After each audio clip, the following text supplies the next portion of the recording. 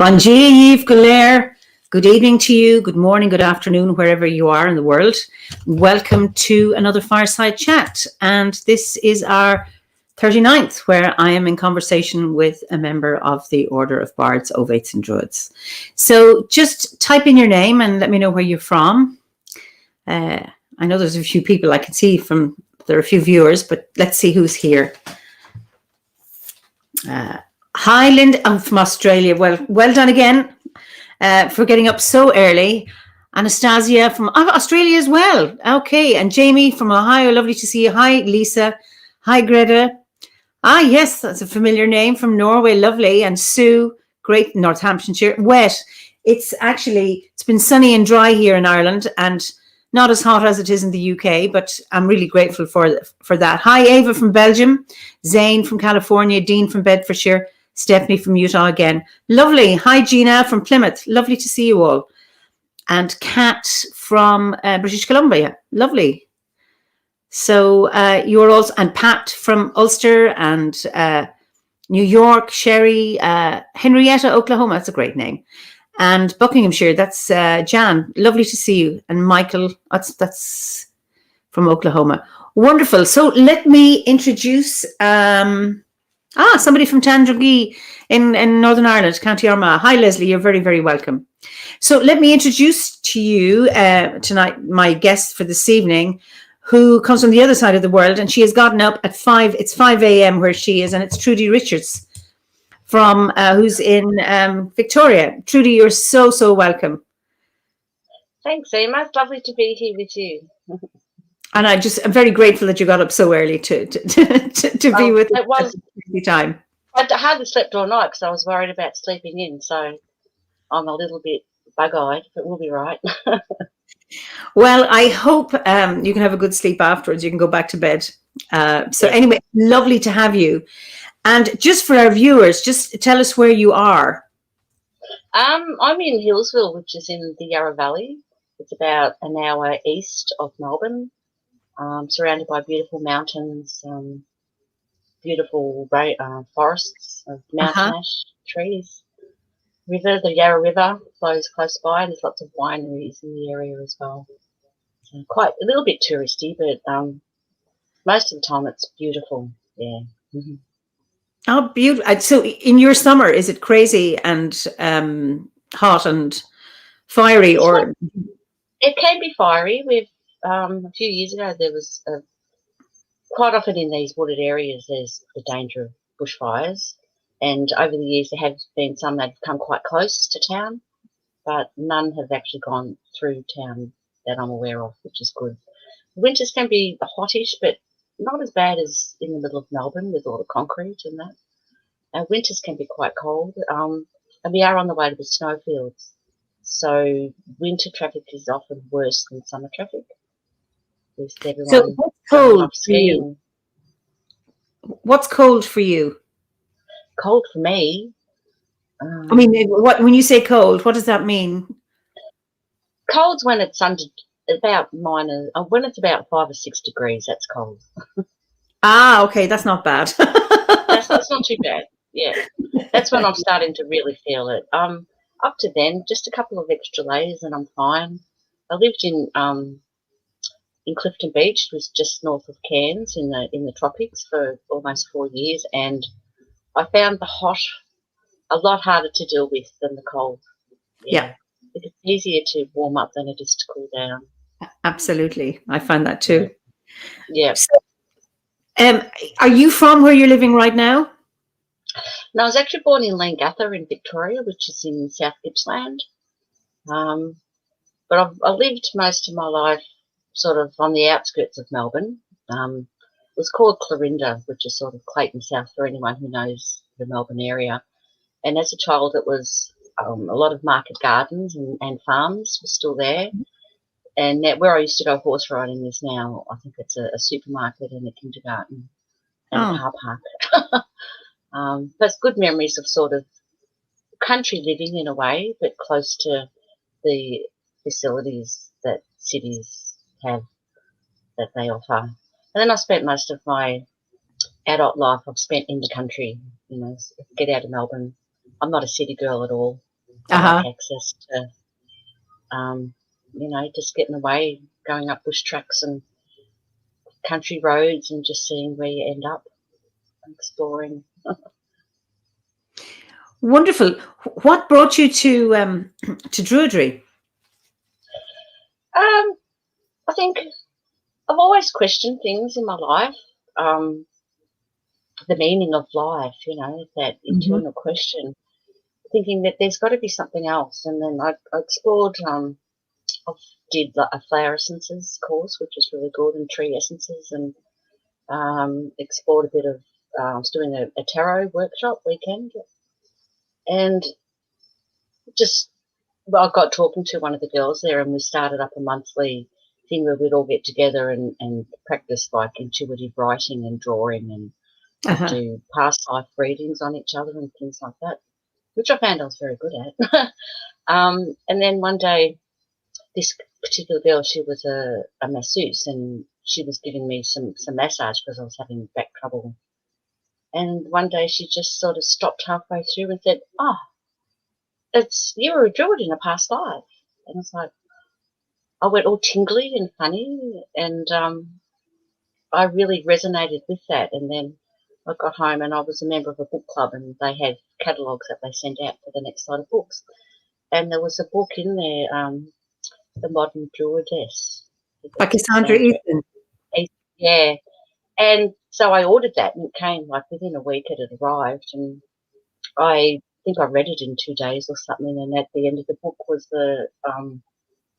it mentioned OBOD. And so of course I emailed and that was it. And I wasn't even going to just look at the introductory stuff. I knew I was going to do it, the course, and enrolled. Within the month of her mentioning it, I was beginning the course. So that's really interesting, because that's how I found Druidry. It was through that same book that hopped out in a bookshop. Yeah, I've actually lent that book to a few people. They've asked me about Druidry, and I say I always recommend looking up the order's website, druidry.org. Just go there, and that will explain it in a more rounded, better way than what I could just during conversation, because you have the pictures and all the links and that as well. But then when there's, have you got any books? And I always grab that. In fact, one girl's got it at the moment, and another girl's waiting for it. Yeah. Well, it's just interesting because at the book, like you say, at the end of the book, she mentions OBOD, because she was a member of OBOD, and she said she recommended the training. So I thought, okay, and the rest is history. It's really interesting, and it's just, you're the first person I've come across who had the same doorway or the same key into the order as myself. Wonderful. So, when you, like you said, you're just like, you don't need to do the introductory because this is what you're going to do. When you look at Druidry now, and you are a Druid, is it something you are, or is it something you do, or how do you see it in your own life? It's just something I am. I think and that's why I enjoyed, the 3 grades so much. Sometimes it'd be like, it was reading some of it would just trigger things inside me that it's like, I remember, I should know this. And then it's just the things that during your everyday life that I'm always aware of where the moon is. Definitely the seasons, of course. You can't live in Victoria without being aware. They're so profound. As a child, I always collected, rocks and stones and feathers and things, and it just, I think inside it was just my path that I relate to that, and I can't be anything else. It's who I am, but it's by doing the course, it's just made me more stand within who I am. I think it reminded me of who I like being as well. I can't be any other way. I don't know if that explains it at all. But so it's like a way of life for you. Yeah. But yeah, definitely. Yeah. So, do you have a daily practice, or how do you? Yeah, I do. Every morning when I get up, I put the kettle on and then I go outside, unless it's absolutely pouring with rain. But we've got a deck just outside where the kitchen area is, and I go out there, and we've got this most beautiful oak tree just out there.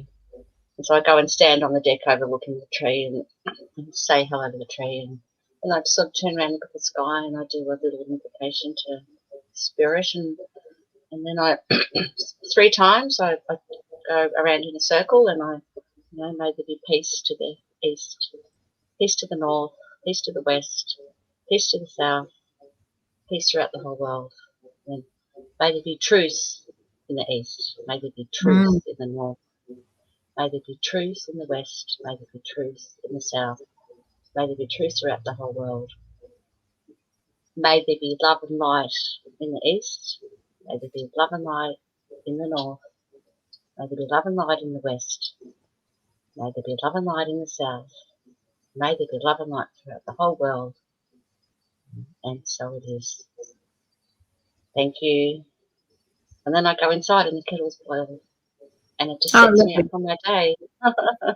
Then I make my coffee and I come back up to bed, usually sit in bed and catch up on emails and videos, or read a book, and because it's usually about 5:36 then. And I love being the first up in the morning because the house is quiet, and it's quite often it's just, it still might be quite dark outside, but you see a little light appearing in the sky, and the birds are starting, and it's just a beautiful time of the day. Yeah. It's beautiful to have that. I suppose you're fortunate to have that quiet space for yourself, and that you can get up early enough to do it. I can't.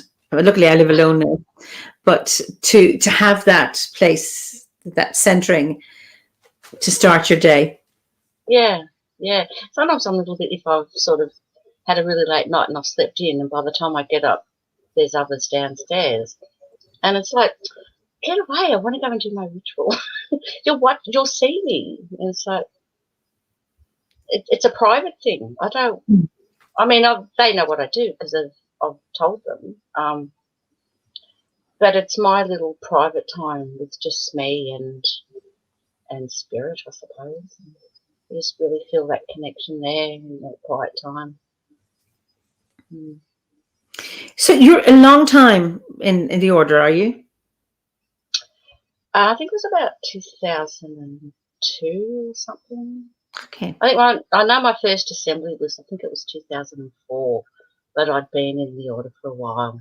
I was really nervous about meeting other druids to start with. You know that one? Yeah. But then when I did, it was like, why did I wait so long? These people just felt so much like family and just connected straight away. It was really just a wonderful, like coming home experience. And that too was my experience of going to gatherings, and obviously in the Northern Hemisphere. And OBOD for me has, been like a family, like a homecoming, which is absolutely wonderful to have that community. And I suppose that's one of the important things of the order, is that it engenders, it creates community. And if you're fortunate enough to live near somebody, that's there. And then now with the current world situation, we have an online community. It's not the same thing, but it does connect people, which is really, really nice. When has Druidry supported you in your life?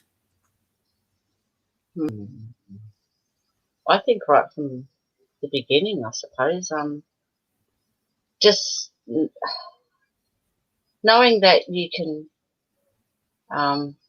just go out in nature or anywhere and just quieten yourself and make that connection. But I thought it's really, I suppose, being aware of elementals and other things like that you don't feel alone. You always know there's that hidden support there.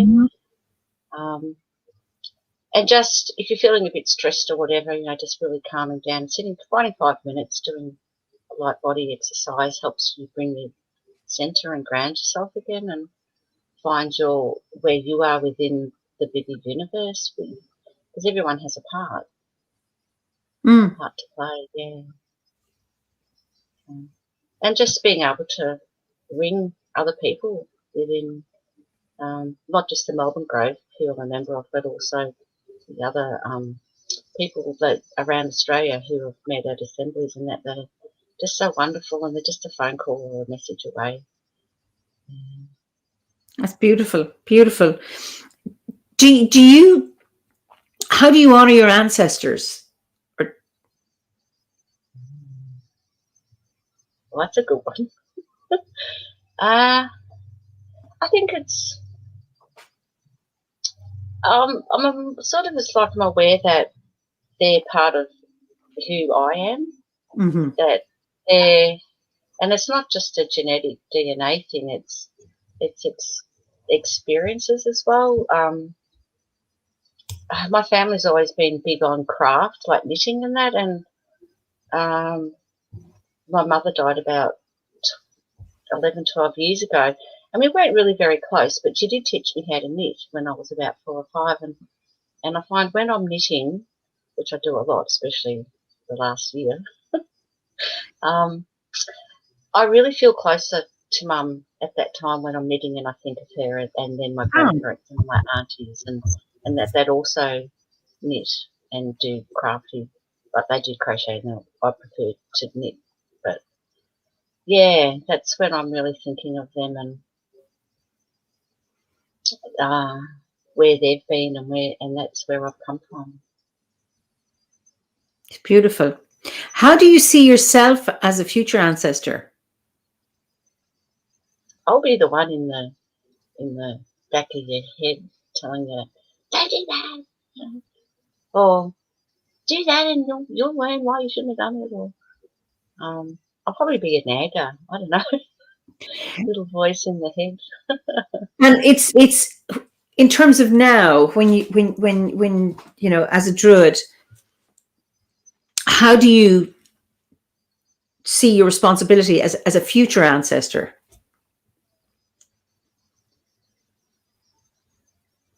I'm just showing how it's really easy to be kind to the earth. And when you're out and about, you know, just being caught, not just trampling over things, and acknowledging the nature that's around you and setting the example, I suppose, more so. Being careful about what I eat in regards to not eating a lot of junk and highly processed food, but mainly probably growing my own food and medicine if I can, and showing people how easy it is to keep healthy with just growing a few simple herbs. I'm really interested in medicinal plants. That's probably my biggest passion, and I love growing them and harvesting them and making up teas, and if people come around, it's like, I'll make us a herbal tea, and then I have to think, and then I go through my little stack and I put this in and I'll put that in, and it's nice to play around with it. And then it's like, I'll say, oh, how are you feeling? You know, they're a bit tense, or feeling a bit scattered, and then I just put in things instinctively, and they always say, that tastes nice, and I feel better now. Great. Yeah. That's wonderful. So where you're living, are there any special sacred sites? I mean, I know, as you can say, all land is sacred. Are there anything, places that you, in Australia, and then I know you've lived overseas as well, but in Australia that call to you? Yeah, there's quite a few. There's not so many around here at Hillsville because I've only been here for a couple of years, and there's even though there's lots of forests, it's hard to find places where you can actually park and go off, and I'm always a little bit nervous about getting lost out there as well because it's very vast. Okay. But where I used to live in Kyneton, there's a beautiful waterfall and Turpin's Falls. I used to go there a lot, and I'd always take any Druid friends that came to visit. We'd always go out there, and it used to be an Aboriginal birthing site. So it really has that. An Aboriginal birthing site? Can you explain that? What does that mean?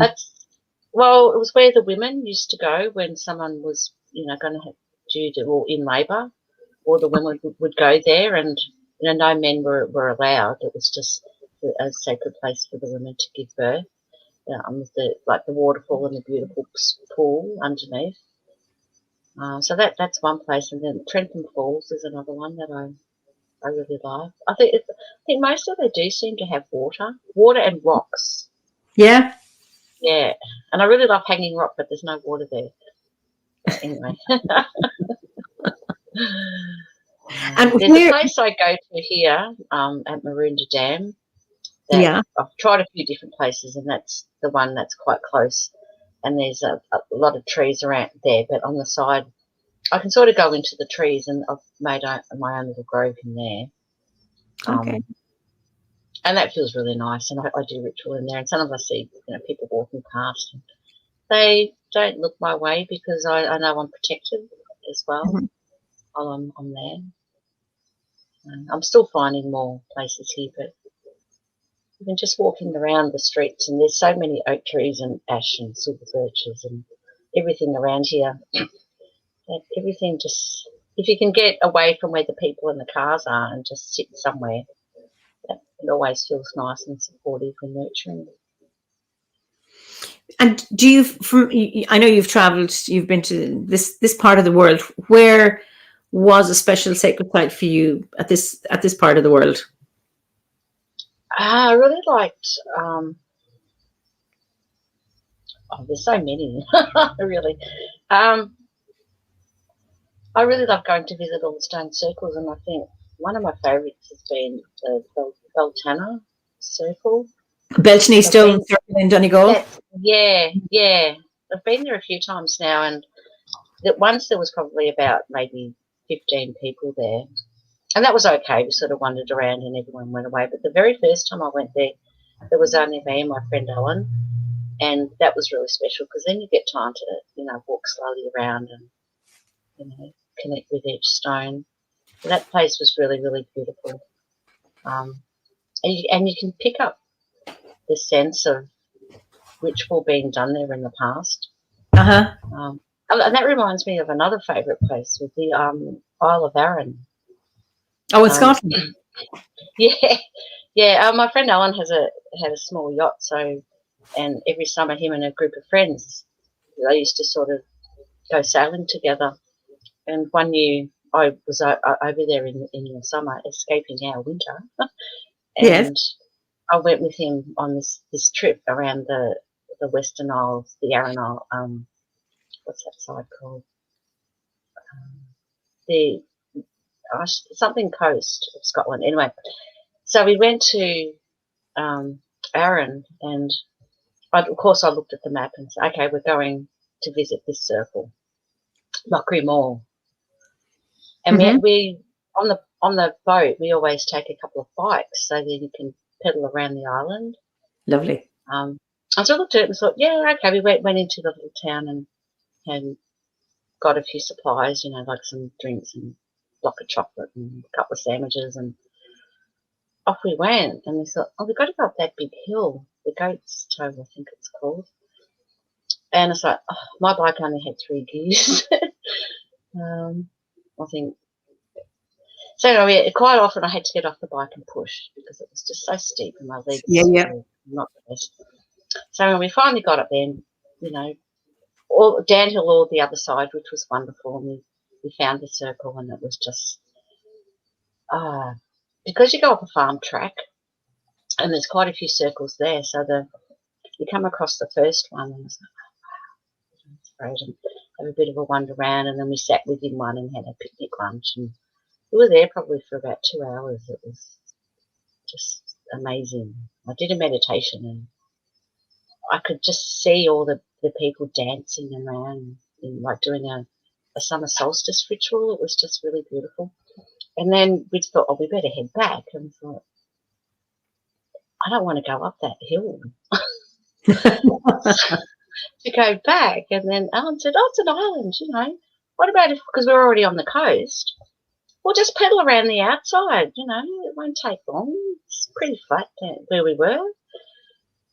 That was a big mistake. Because it wasn't all flat at all. It was, well, some of the hills were really quite big, and up and down and up and down and around another bend. Oh, we must be there now. And then you get around the bend and then be another hill. So about, at one point, like my legs were in agony because it was did quite a few miles. And I said, that's it, I have to rest. I have to rest now. Like, so I got off the bike and I actually just lied down on the ground on the grass at the side of the road. And I just thought, Earth, just please, I need some strength here to get back to the boat, back to where the boat was. And so like probably about 10 minutes, but I just felt sort of like I sunk into the ground a little bit and felt just like I was wrapped up in a blanket or something. And then and after about 10 minutes, I thought, I feel better now. So I jumped up and said, okay, off we go. And that was it. I managed to have enough stamina left to get back to where we were, where the boat was. And then we worked it out when we got back on the map and that. It was about 37 miles we'd ridden on the bikes that day. And I wasn't I'm probably not as fit now as what I was then. No, I know I'd attempt it now. But then I thought I was pretty fit, but no. And we got back on the boat and we got we were on Big Hugh's boat at that time. And he, where have you been? I've been worried about you all day because there's no phones or anything. And we wanted to head back towards Bangor in Northern Ireland. We were going to head back across the ROC because the tide was right and everything. So anyway, we quickly had something to eat and I just crashed out in the cabin. And then when I woke up, it was just the gentle rocking of the boat. I thought, are we moving? You know?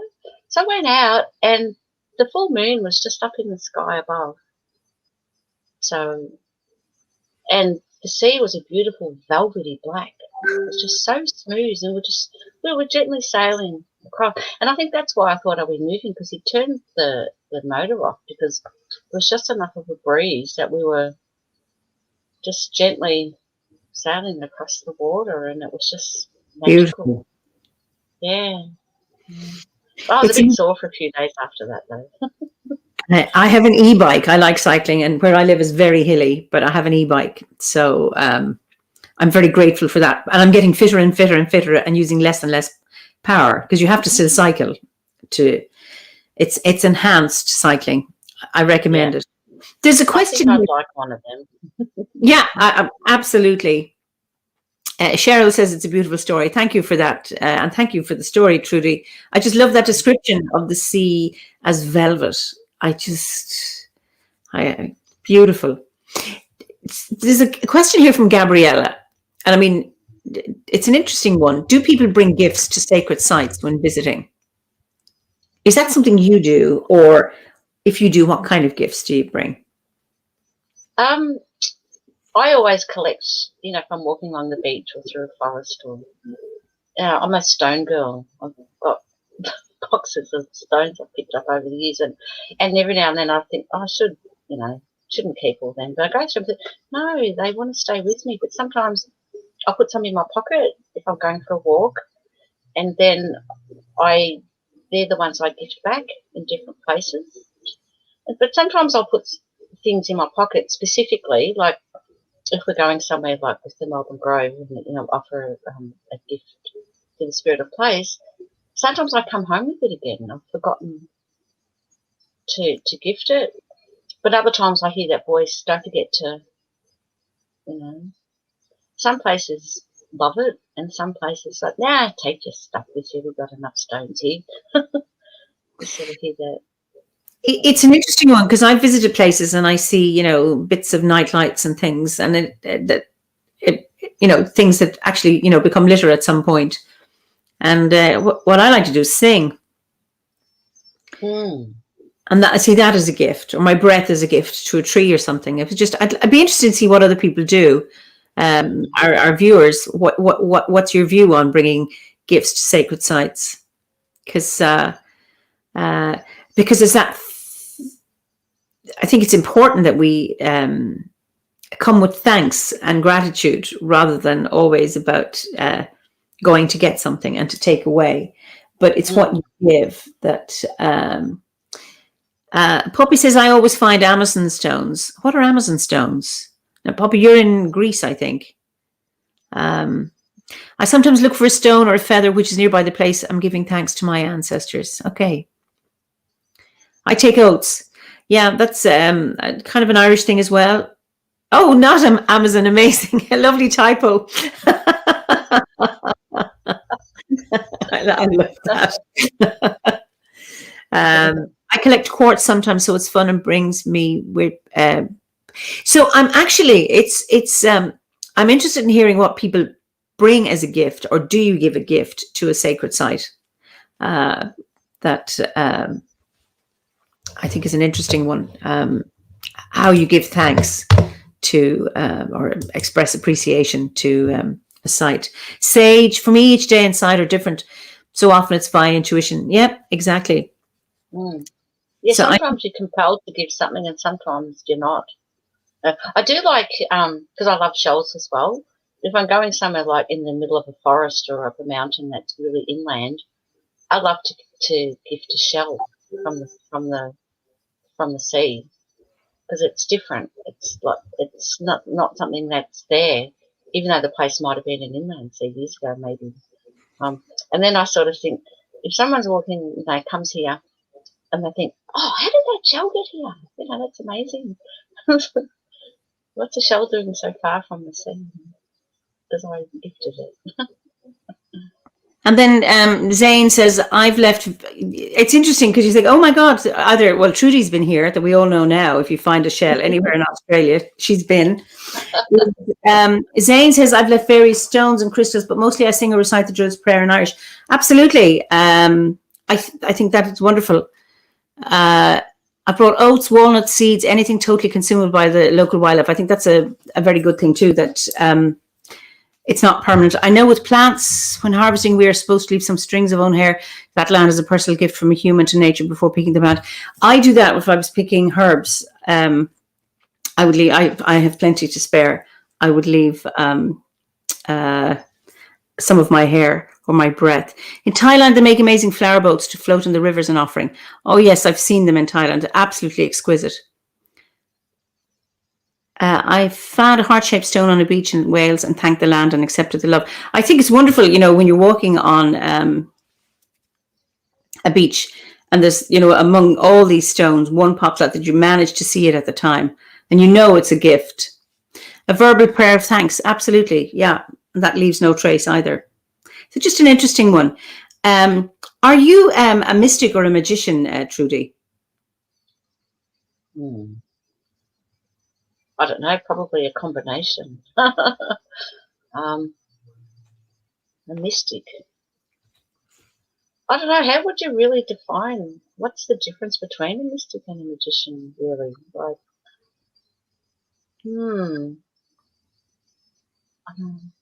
sometimes I find myself, if I'm having an interesting conversation with someone, that words will be sort of put into my mouth, that I'll say something and I think, oh, where did that come from? That was quite profound, and I'll get a bit goosebumpy with it. A magician, when I'm cooking and that, I think I definitely put magic into that as I'm cutting and chopping, and definitely when I'm stirring. And I make my own beer. Oh. And I've done apple cider and ginger beer as well. And I try to do that and coincide with moon phases if I can. Okay. And put the magic into that. And I really enjoy doing that. And I'm stirring as I'm filling it up and say. And here we are making beer. As we drink, we'll have good cheer. Just things like that. Make a happy brew. Oh, very good. Does it last long, your beer? Not in summertime.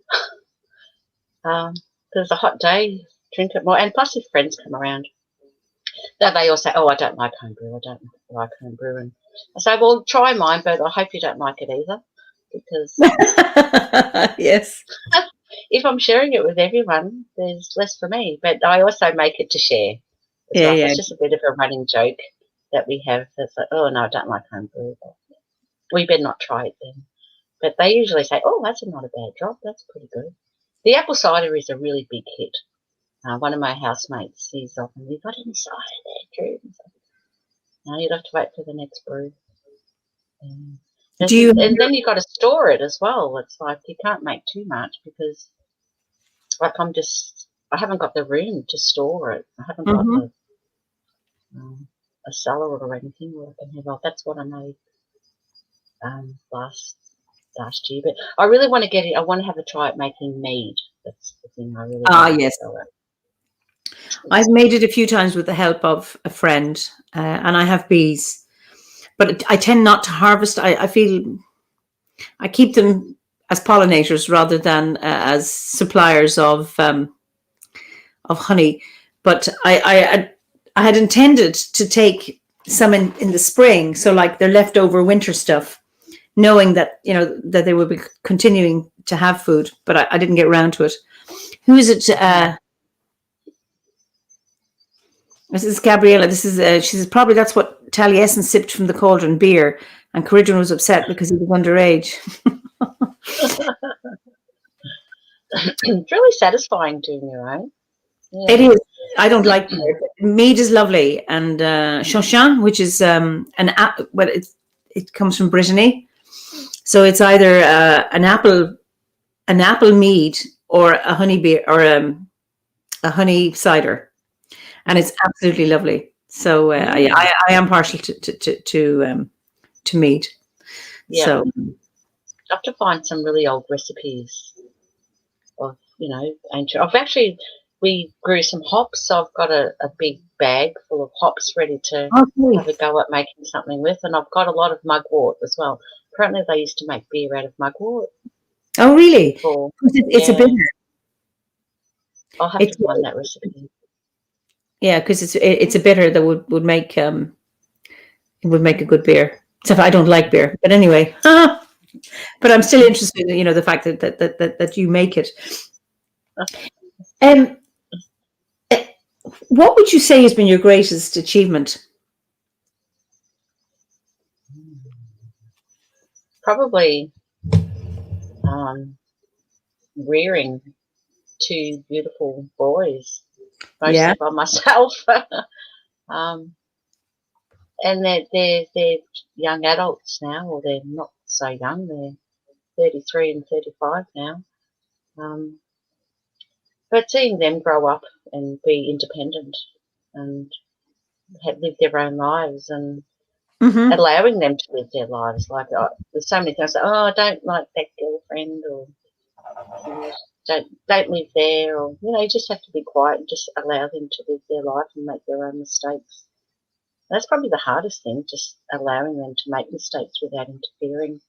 That's right. But letting them know that you're there to support them and you're there if they ever need you.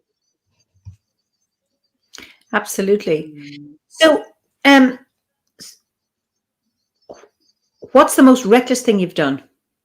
I have got a good story for that. Go on. Years ago when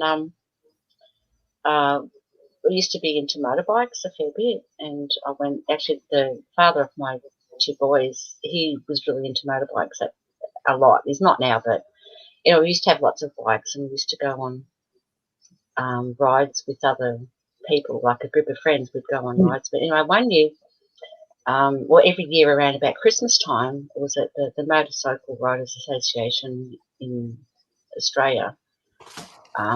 We used to have and I think they still do, but I'm not sure. It's called a toy run. where people would get on their bikes and ride up the freeway and all gather at one spot, and then everyone would take Christmas presents to give to charity for the children for Christmas.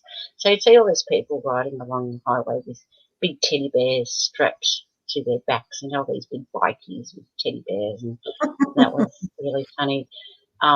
And one year, I'd gone with one friend, but I really liked this other guy. I was single at the time, so anyway, I was on the back of one bike, and this other guy that I really liked and come up next to us and having a chat while we're going up the freeway. And then he said, "Do you want to come in the back with me?" I said, "Yeah, all right." So we didn't stop. Here we were going along the highway, and we just slowed down. And I sort of got up off one bike and hopped onto the back of the other bike as we were still going along the freeway. And it's like, and we did it, and it was fine. But then I thought, that was really dangerous. I probably shouldn't have done that. So that was really reckless. But, you know, I got to have a bit of a cuddle with the other fella on his bike, and that was a good day. Did you ever go out with him? Not really. Yeah. I think actually I found out he had another girlfriend, so it's like, oh, well, you know, I won't interfere there, but I think, yeah, no, I didn't want to get involved after I found he had another girl.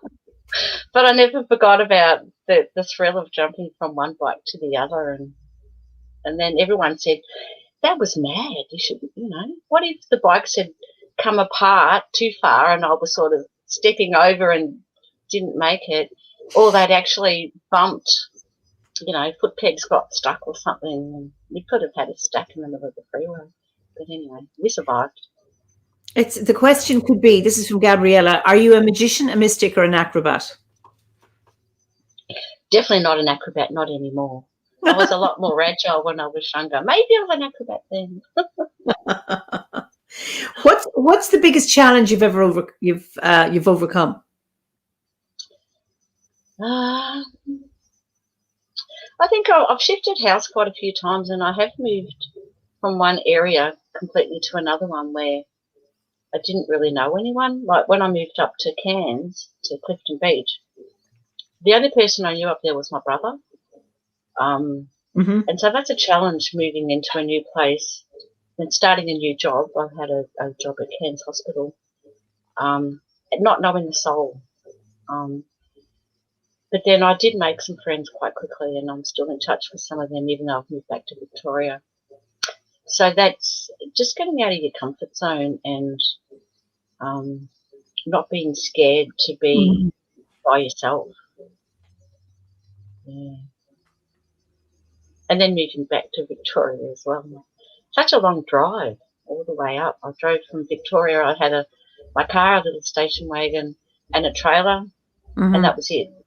Got rid of all my worldly possessions pretty much, and even though it broke my heart to get rid of some of those boxes of books, I still miss those books. You know, when you look up something and you think, where's that? Oh, that's right. I haven't got that one anymore. Was this after 2019? Because I met you, and I think you were in transition. I think you were talking about giving up your home and moving, and was that time? Yes, yeah.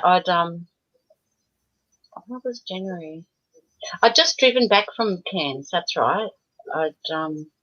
But I still, at this stage, I drove back in my camper van and the car, no trailer this time. I left my trailer with my brother, and because I'd acquired more stuff while I was up there, because I got rid of all my furniture and then I got new furniture. I thought, it was too expensive. Why did I get rid of everything? Because it's more expensive to actually replace things. Yeah. And some of the things you're replacing, they're not as good as what you had. So I put stuff in storage, and then just put down my the things that I knew that I'd be needing for the next how long it would be. So it was all my Druid stuff. I'd completed Druid grade by then, but I hadn't written my review. So just all that, crystals, things that I'd need, and everything else was in storage. So at that point, I'd driven back, but my stuff was still up there. Okay. Yeah, and I've got my stuff back in Victoria now, in storage still. Still, okay. I haven't found a place of my own yet. I'm still stuck sharing a room at my ex-partner's place. Oh, okay. That's good because one of my sons lives here as well. So lovely. I feel like I'm back in a family again, which is really nice. I lived on my own for quite a few years, and I really missed family, and now I'm just really celebrating the family times when we're all having a meal together and laughing and joking, and That's lovely. just being, yeah. Do you have any regrets?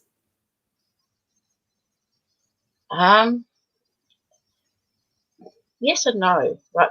Generally no, but I just wish that years ago, when housing was a lot cheaper, that I had bought a house, or at least, I mean, and I did try a couple of times, but the banks always said, "Oh, you're only working casual," even though it was sort of full-time casual.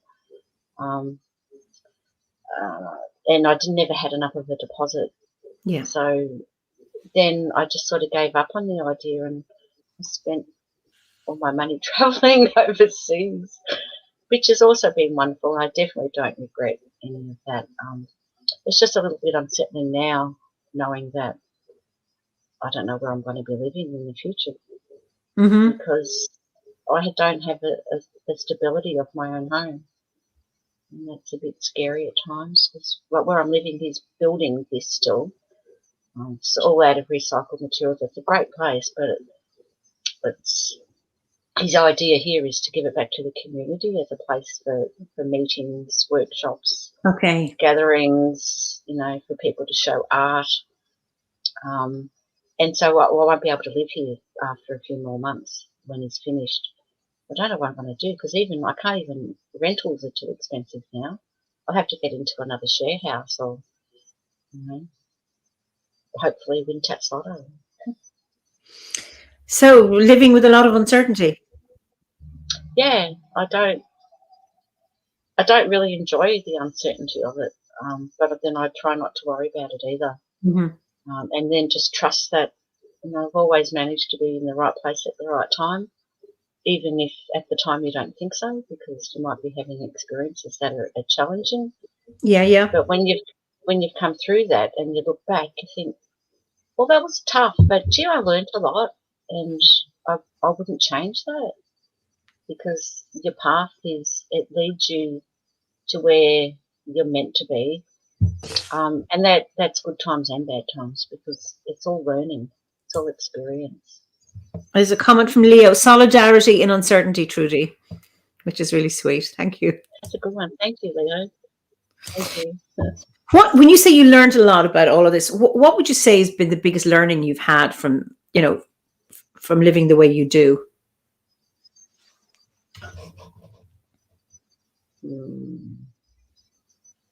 The biggest.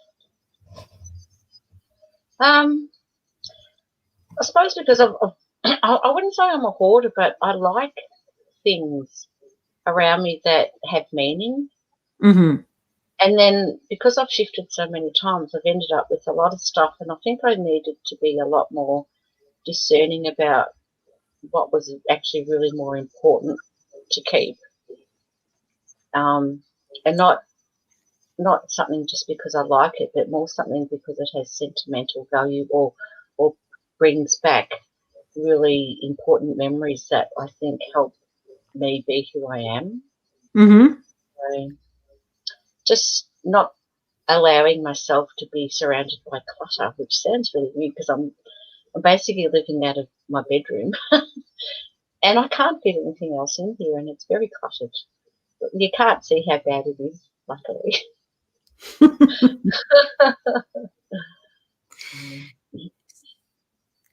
So it's about, for you, it's about discerning what you need and what is important and what isn't. And I suppose, I'm a hoarder. I gather stuff.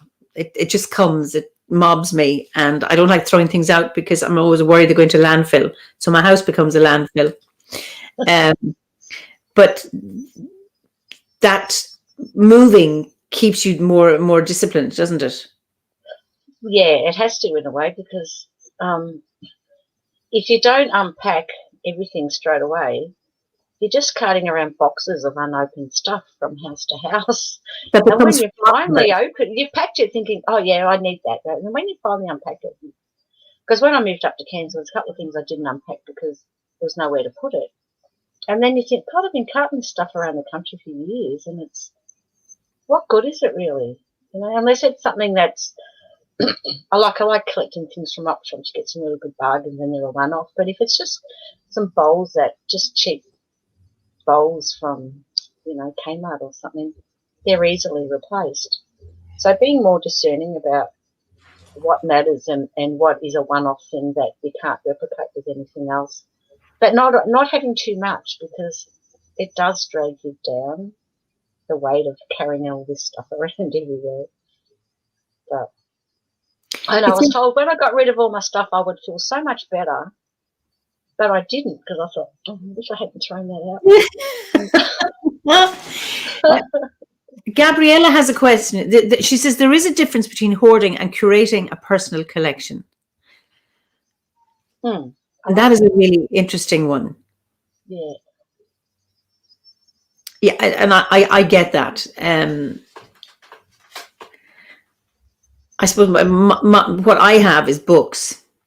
I used to be fascinated when I was younger that people, collected owls or frogs or dinky cars or something, and I used to be really impressed with that, and people would display, this is my collection of. I was in one place and they had cigarette lighters, Zippo lighters, it's whatever it calls you, and then that would not interest me because it's like they don't have a function.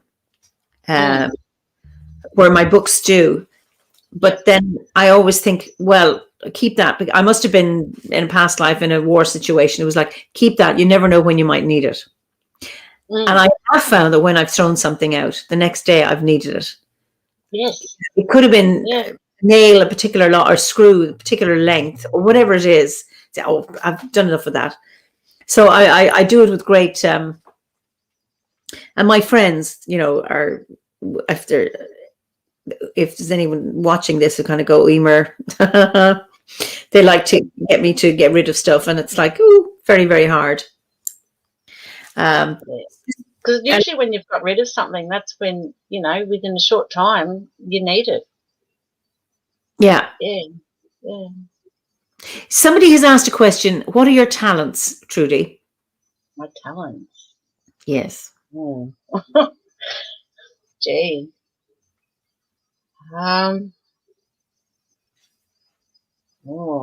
That's, I don't know. I don't really, I think I'm just one of the, and I think a lot of people are like this, that you tend to not look for your talents. I tend to see my faults more than anything. And if I'm talking about my talents, then I suppose it's from a childhood of, don't big note yourself.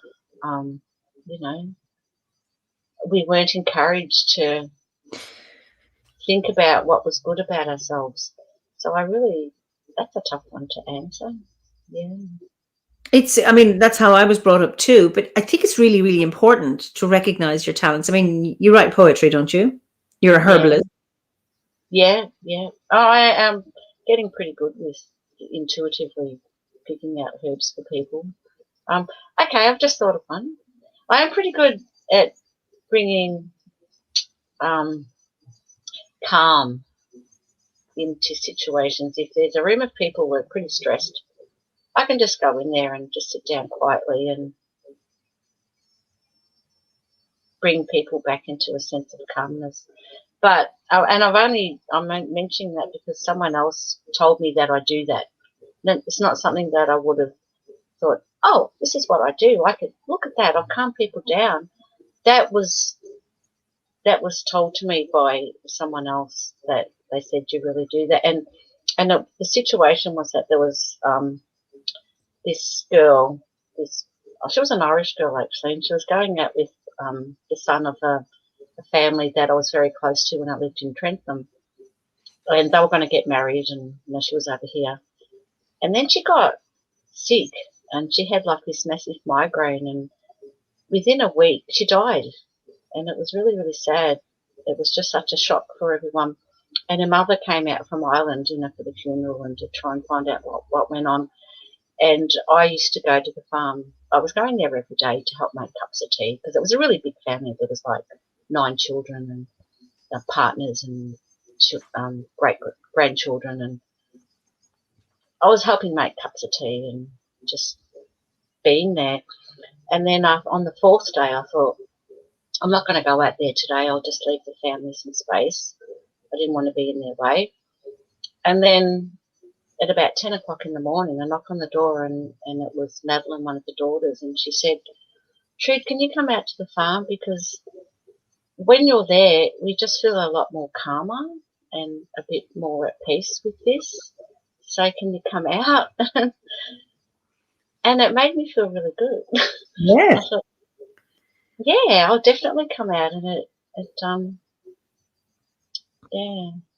Karen says, bringing calm is such a gift. And at times like that, at times of death, that's one thing that when people don't want to intrude, or they're, I don't know what to say, so I better not go near them, where actually your presence, and to be able to bring a calming presence at a time of grief and uncertainty and confusion as to, how all this happened, I think is, it's such a gift. But thank you for the question, because it made me remember that. And yeah, it's nice to share. And somebody early on, commented on the serenity you have about you talking about not knowing where you're going to be living, in the future. You come across as very, very calm. Oh, that's good. I think I'm going to be 60 this year, so I'm not a spring chicken anymore.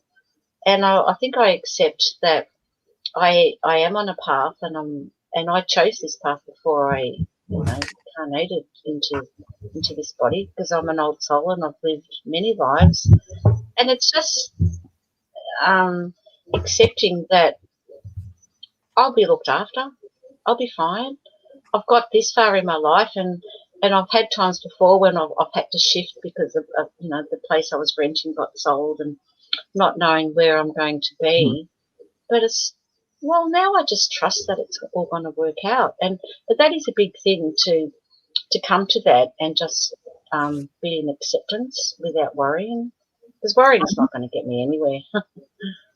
No, and Gabriella says, I confirm I am definitely more at peace since I've joined this fireside chat. I feel your presence is very soothing waves, Trudy. Thank you, Gabriella. That's nice. Thanks. There's a question here from Leo. What is your favorite thing about where you live right now, in your environment? Definitely the mountains, and because it's Toolangi State Forest, and where we are, it's the water catchment area for Melbourne. So there's lots of lovely old trees, and also, but the river's not far away. I like being close to water, so that's just going out and seeing the mountains, and yeah, that's probably the best part about Hillsville, I think, is the location. Mm-hmm. Okay. What are you most grateful for? Grateful. I'm grateful for everything. And that might sound silly, but practicing gratitude just like when I'm having a shower, I say, I'm so grateful for the hot water, and I'm so grateful to have a place to use the hot water to have a shower. And then just practicing gratitude, I think, brings you that inner peace as well.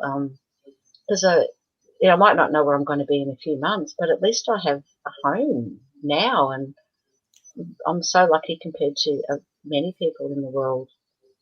So, I'm grateful for the fact that I'm a mother and I've had the chance to bring children up and experience giving birth and raising babies. And I love babies, they're great, but having had that experience, Yeah, I'm grateful for that. And the opportunities I've had to travel as much as what I've had.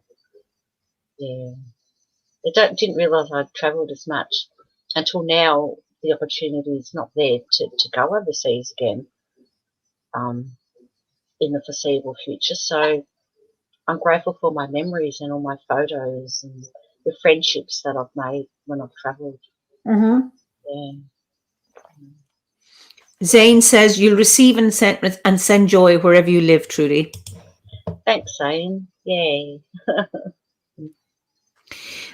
What gives you joy? The simple things. The sun shining on a cloudy day, and then the sun breaks through, and it just, the light sort of lifts everything.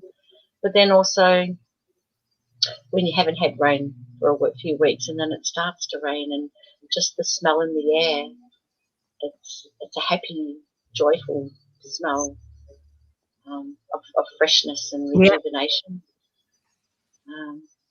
Laughter, when you're in a room of happy people and having a giggle and a bit of a banter, and that definitely gives me joy. Being around good friends, because I spent probably about 4 or 5 years living by myself, and I missed the fellowship of being around other people. Mm-hmm. So now when I'm in a room of especially happy people, that brings you joy. It's wonderful. Just to go back to your carrying, Ricky says, you mentioned about carrying boxes from house to house and possibly never opening and using the items within. But what is the one possession you feel that absolutely must travel with you from home to home? My mandolin. Oh, that goes everywhere with me. Can you play some? I play mandolin, yeah. Trudy, you never mentioned this. That's another talent. Well, the thing is, at the assembly in New Zealand, I had my song all ready to play for you and Philip and Stephanie, but you all went to bed before my turn. Oh, I'm so sorry. I didn't know that. I remember being so tired. Yeah, and that's fair enough. It was a hell of a day. Can you play it now? It's downstairs. Oh, it wouldn't. That wasn't in my head. You should have pre-warned me about that. Oh, I'm so I'm a bit shy. You didn't find your poetry book, did you? I did, but I've only got one in it. So here's a talent to be. So will you share one of your poems with us? It's probably the most recent one I did, actually. I did it for Lunasa this year, but it's still probably appropriate for the people in the Northern Hemisphere. Yeah, the next a solstice this weekend, and the next one will be Lunasa. Yeah. Yeah, I was trying to find my solstice one. I did a few years ago, and it was about traveling between hemispheres, like from the southern hemisphere here to the northern hemisphere, and it was called topsy-turvy solstice. It's like, it's a topsy-turvy solstice because I'm here, not there. Ah, yes. And it was about, I wish I had found that one, because that would have been a good one. It wasn't a touchstone. Just to let everybody know that while, this Saturday we're having our summer gathering and we will be celebrating the summer solstice, Trudy will be with the Melbourne Grove on behalf of the order, holding the winter solstice. And it's going to be 10 a.m. Was it? No, what is it? 10 a.m. UK time? Yes, I think so. It's 7 p.m. here, so 7. Yeah. Goes back to 7. Actually, I think it's 4 a.m. or is it 10 a.m.? I'm not sure which way it goes. Okay. But 7 p.m. Australian time, anyway. Yeah. You're ahead, so it'll be 10 a.m. Yeah, there you go. Yeah. So 10 a.m. your time. I remember it was a civilized hour that I can attend. Anyway, but it's really interesting. You don't have to get up at some unearthly hour. I know. It is, but it's just lovely that I'm conscious of having been to New Zealand and to the Shibota, the Southern Hemisphere OBOD gathering, how everything is up. And then because we have this connection, with the Southern Hemisphere now, it's more real for me that topsy-turvy bit, that, well, it's because I now have I was always aware of it, but now it's more in sharper focus, because the community's gotten bigger for me. But I find it fascinating. So I'd love to hear it someday. But anyway, give us your Lunasa one.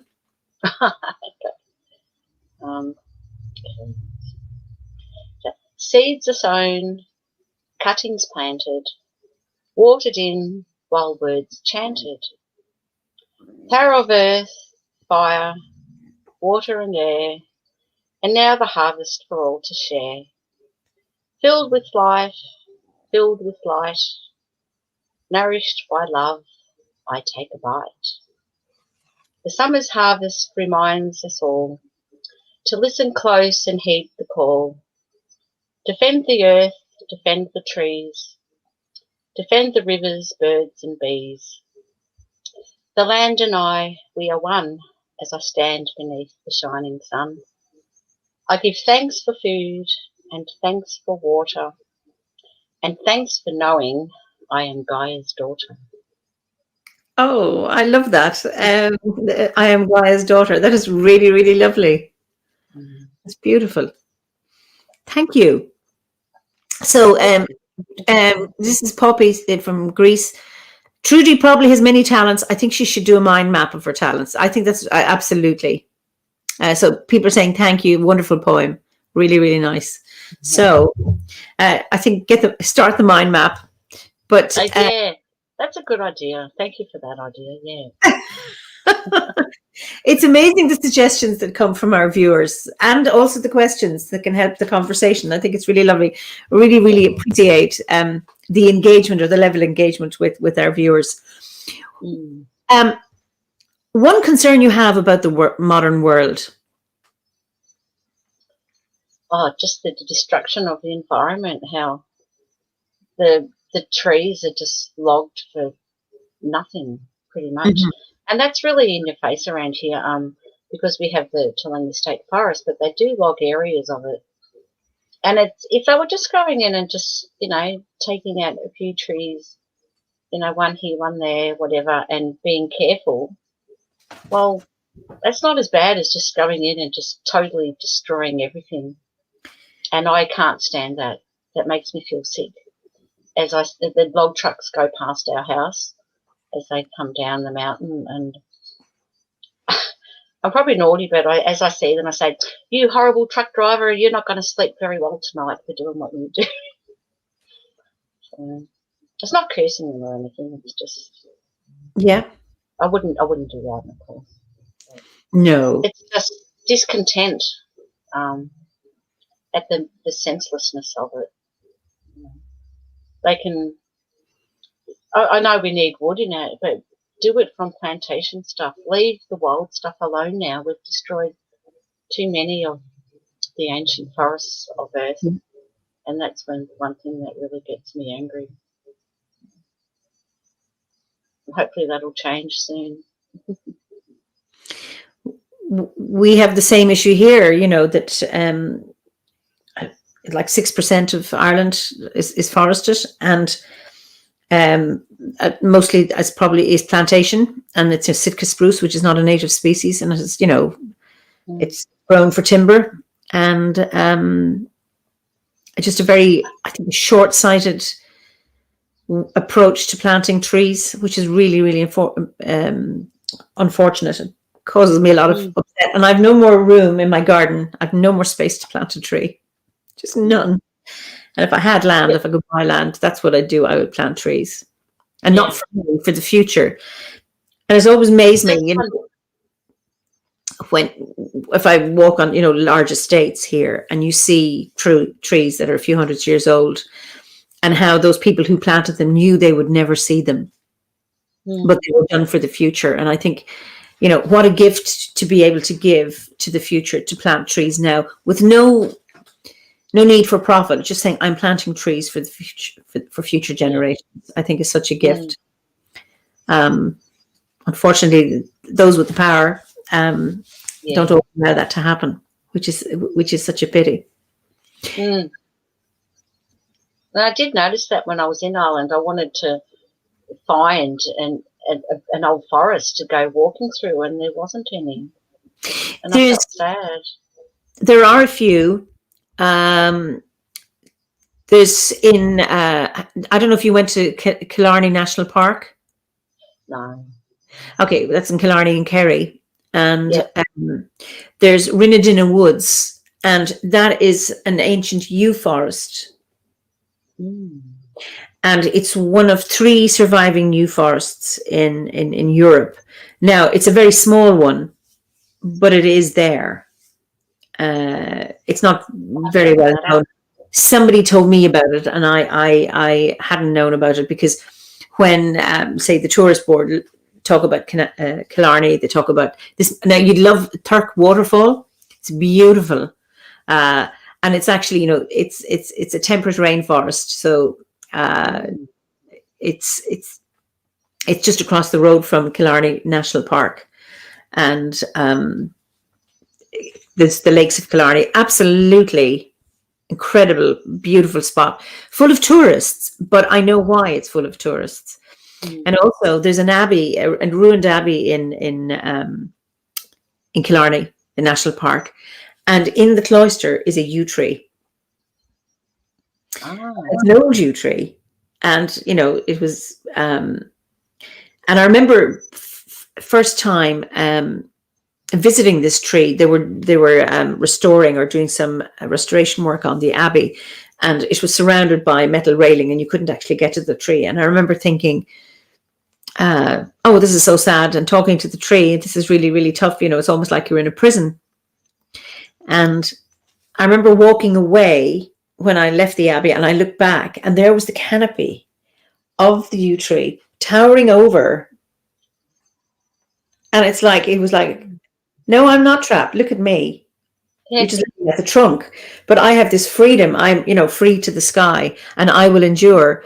And it was just fascinating. And I've gone since now. You can actually go and connect with that tree. But it's beautiful, beautiful yew tree. So there are some forests, but yes, I mean, we were mostly forested. Mostly, I spent a lot of time up in the north, in Northern Ireland, and in Donegal and Sligo we went to, but not so much south. And that was going to be the next trip. We're planning to go to Skellig Michael. Yes, that's where I wanted to go next. That was going to be last year's trip. That didn't happen. Well, it's I have seen Skellig Michael. You book a few weeks in advance to get on the boat. Yeah. But it can be cancelled if there's bad weather. So somebody says, Stephanie, I love the news this week on how the jaybirds have helped plant trees. So there's an article in The Guardian. Anyway, thanks for sharing that link so people can actually look at that link and check it out. Thank you for that. Any other concern about the modern world that you have? How we rely on fossil fuels when there's alternative sources of power readily available, that we're just forced into driving petrol cars, and the governments just keep pushing for more oil exploration. And the gas one really gets me. Fracking is scary, what it does to the land and the waters. That's a big concern. Do you have much fracking in Australia?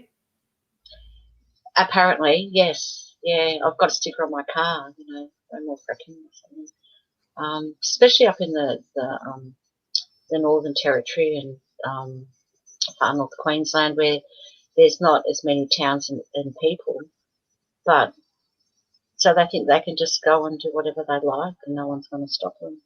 Mm-hmm. Yeah, it's so destructive. Yeah. Mm. And then we have, we've had lots of anti-fracking demonstrations here, and both here, UK, and it stopped here. I don't know if it's still going on in the UK, but they've managed in some places to stop it. But it's absolutely horrendous. Mm. When you think about all that, what gives you hope for the modern world? That enough people become aware of that there is alternative sources, and not to just rely on the old things that are in the past. It's like we are a modern world, whether you like it or not. And in a modern world, we don't still have horses and carts for transport. So humanity has to evolve into not using the old sources of power, because that's an old world. We're in a new world now where we should have the awareness of, and there's so much potentialities out there in regards to creating power. One of the best ones I've heard about is magnetics.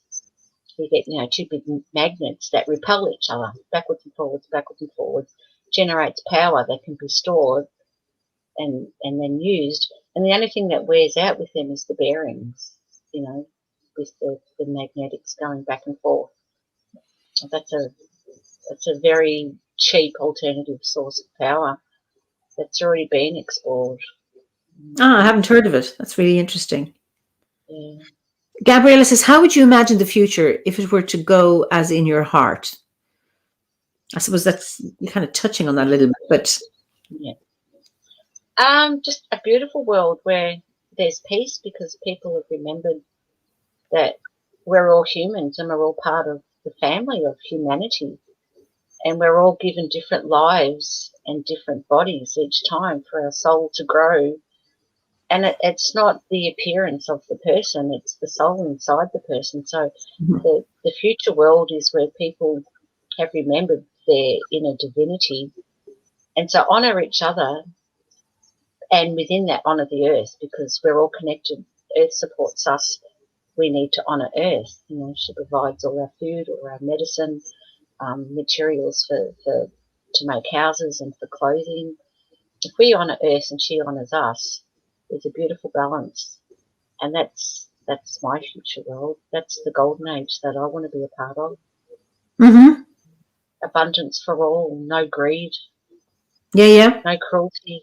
The children are free to live their lives and as children, not little adults and pushed into this adult. Just allowed to explore and be innocent. Absolutely. You mentioned being, peace. Are you a pacifist? And are there, like, when or why, for example, would you fight back, or would you? I'm not really a pacifist as such, but I can be. I'll just go along with things for a while until I reach a point where I'll just snap, and that's it, enough. I have to take action now. I can't allow this. And I suppose that's, weighing up and evaluating, and then that inner voice says, okay, now it's time for action. I'm probably more vocal than physical. Like, I don't like confrontation, so I don't like to do big protests, but I certainly sign a lot of petitions, and I will go to show solidarity. But I'm not the one up on stage rousing the crowds to action. But I certainly support action because it's needed. If we don't act, we lose freedoms and just our right to live free lives if we don't act. If people didn't protest and we would have no forest left now if people weren't protesting and saying we don't like this. The trouble is governments don't like to listen to the people. It's interesting. Actually, that's why I don't like particularly protesting, but I have gone on one. I think it was 2010 or maybe 2011. We had a huge protest because they were either going to sell off the national forests of Ireland. The government were going to sell them. and there was a big protest, and it was a beautiful protest. It was, in Avondale in Wicklow, and a lot of people there, and it was so peaceful. And there were people speaking, and then there was music, and I think it made a big impact, and no violence. It was just absolutely lovely to have had that. So yeah, yes, I don't usually march on the streets, but that was lovely to go in a forest and say, okay, we are having a demonstration about this, that we cannot be cutting down these. And yeah, likewise, I signed petitions. What if somebody says you're a slacktivist? That's pretty true. Yeah, I don't like being slack, but it's probably it's the confrontation thing that I don't like. Yes, and unless I'm really rolled up enough, and then it's like, yeah, bring it on. I'll fight now, but I have to really be pushed for that. It's but interesting. I allow space for things to develop as well, until it reaches a point where humanity has to act. Things reach a point where you can no longer sit back and just be a pacifist. Sometimes you have to be courageous and stand up and act and say something. It's interesting because I got feedback on a petition I'd signed and that they won. And, I get this. It's like, this is because you signed this petition. We have stopped big, whatever it is, from doing that. And this is really good. And it's so in many ways they do work. Yeah, I love it when I get those emails saying, we won, they're not going to log that forest now, or, they're not going to close that national park and open it up to logging. So, yeah, so it does pay to sign them, because petitions do have power. Yeah. What will you not compromise on? So, like, what's not negotiable for you?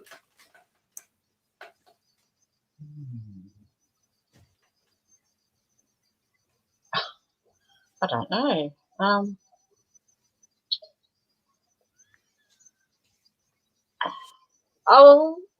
don't know. It's really hard to answer that one.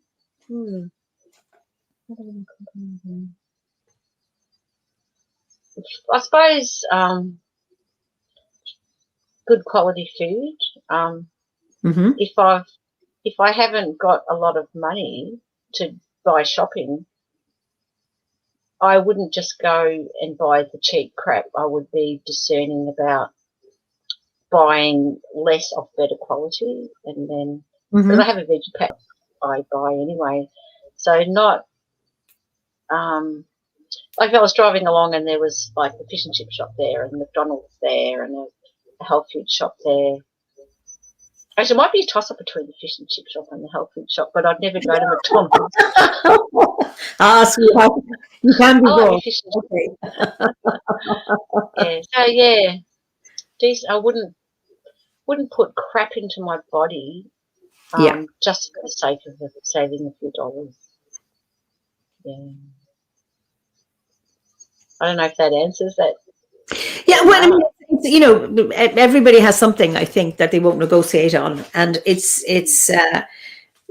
we're all encouraged to, things should be negotiable and that we should be willing to compromise. But then there's that comes the line which you will not cross, and it's always interesting to see what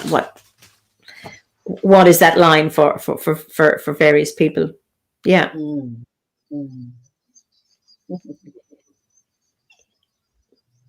Can you, an influential person in history or from history that you admire?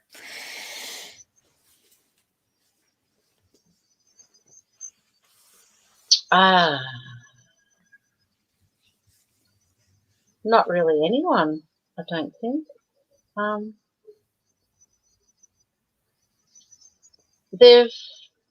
What sort of role models do we have in history that, there's plenty there, but I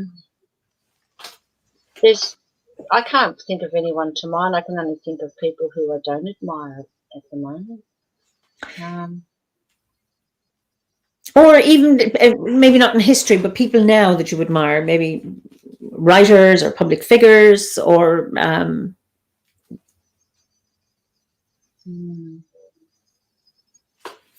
gone blank in my mind. Who do I admire? I suppose, and I don't like politics at all, but I suppose one man would be Bob Brown, who's the leader. He does a lot of stuff for the Greens movement, and he instigates a lot of support for saving forests and anti-logging, and he's really put himself out there, and so I definitely admire him for bringing the awareness of just, forest destruction and things like that we might not know about unless he brought it to public awareness. But I'm not really, I know politics is important, but I don't like it because of all the way the backstabbing, and it's all about bringing the other person down, not about promoting good causes. Yeah. Okay. This is the question I ask everybody. It's our last question is, what is your favorite season? Well, there's two questions, two parts. Your favorite season, and what is your favorite festival for, that marks the wheel of the year? Favorite season. I used to always say spring, because I love it when, after the cold, all the bulbs starting to come up, and I love blossom on trees and the promise of summer coming, and everything's all just nice and fresh and new before the heat of summer starts to brown things off and things wilt and die.